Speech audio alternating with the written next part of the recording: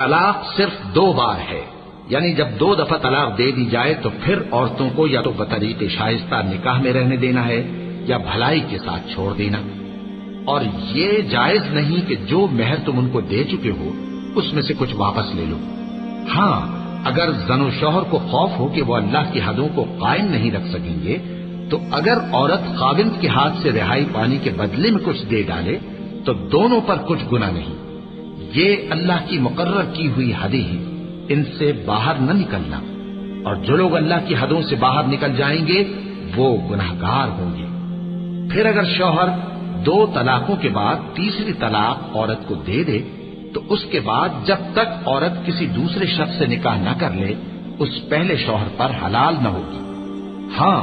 اگر دوسرا خاوند بھی طلاق دے دے اور عورت اور پہلا خاوند پھر ایک دوسرے کی طرف رجوع کر لیں تو ان پر کچھ گناہ نہیں، بشرطے کہ دونوں یقین کریں کہ اللہ کی حدوں کو قائم رکھ سکیں گے،